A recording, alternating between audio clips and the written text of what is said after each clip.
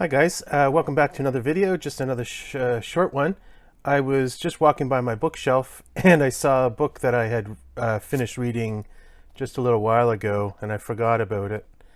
Isaiah Berlin's The Roots of Romanticism. Berlin was a very well-known scholar of the previous century, the 20th century, and obviously Romanticism is something that I'm extremely interested in. I often think if I had things to do over again, or if I were to get a degree now, say if I went to get a master's degree in literature or something, I would I would study some aspect of the Romantic period, Keats or something like that, Keats or Goethe or something. But anyway, I've been reading this, finished it a few months ago actually, and it's pretty good. What can you say? Well, the book is generally about trying to answer the question, what is Romanticism? Where did it come from? Sort of what's its significance, but not so much the question of what its significance is. And I think that question's still up in the air. But where did it come from? I think that, well, Berlin first, works towards finding a definition of what it is, like what is Romanticism, and basically just for those who might not know, the Romantic period, it's different for like whether kind of you're talking about music or art, or I should say graphic art or literature, but basically you're talking about the period that immediately followed or was a reaction to Enlightenment rationalism. So it comes out of the generation of the French Revolution, sort of, so you're looking at French Revolution and the Napoleonic era. Basically, they cut it off around 1830 for some reason. I'm not sure about the exact dates, but if you're looking at, the life of Goethe, for instance, you're looking at, the late 1700s to basically 1830 or whatever. So, and it's characterized first and foremost as a reaction against the rationalism and the positivism of the Enlightenment era.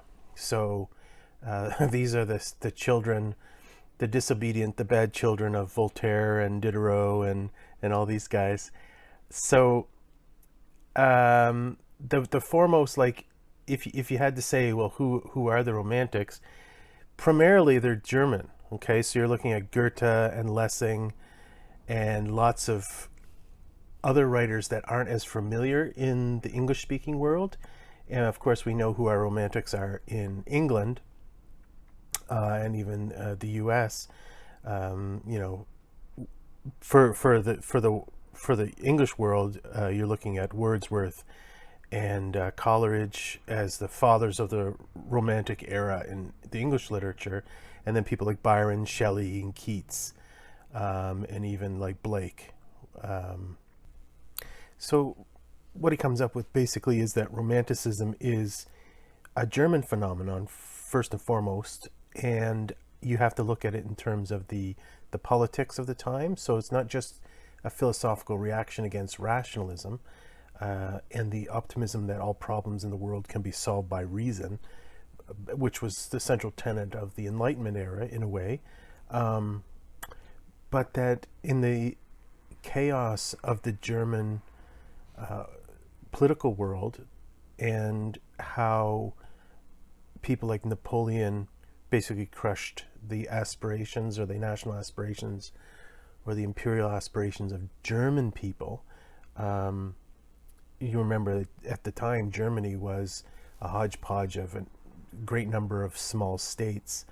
We're talking about the era of the dissolution basically of the Holy Roman Empire, the rise of Prussia in the north, and sort of the consolidation in the south of Austria, the Austro-Hungarian Empire, but that for the middle part, Saxony and Bavaria and all that, basically you have a political chaos in a way, and so that the ambitions of the young Germans for, national identity and so on was mixed into this.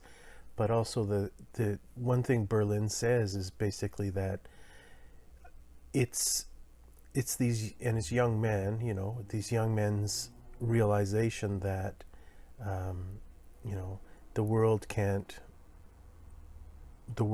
give you your happiness or whatever, or meaning. So it's a nihilistic. There's a nihilistic element in it. It's love of nature and all that stuff, but it's not nature as a necessarily benevolent source, but there's no easy solutions. There's a relativism, there's a subjectivism mixed into the Romantic movement and the Romantic philosophy. So, I guess overall, Berlin gives you some of the key figures, some good quotes, some ideas about what Romanticism is. So I guess it's a good place to start in that. I'd also point out the wonderful biography of Goethe that I've recently read, and I'll put the picture of it right there, which I want to read again. You know how much I love Goethe. So anyway, it's a pretty good book, and Berlin's a pretty good writer. He's also the author of that book, The Fox and the Hedgehog, which is about Tolstoy and so on. It's a well-known book. Anyway, and he's written countless other things. So he's a pretty good writer, and the book's pretty good if you're interested in Romanticism, because I've done a lot of looking into like what are the best sources for this period, and I don't know if this is the best one, but it's something, and I'll keep looking into it and trying to figure out what the best books are, and I'll certainly let you know. And you see I have my little sticker up there, so I don't forget, and you can kind of remember about my book. All right, guys, thanks so much. I hope you're having a great day.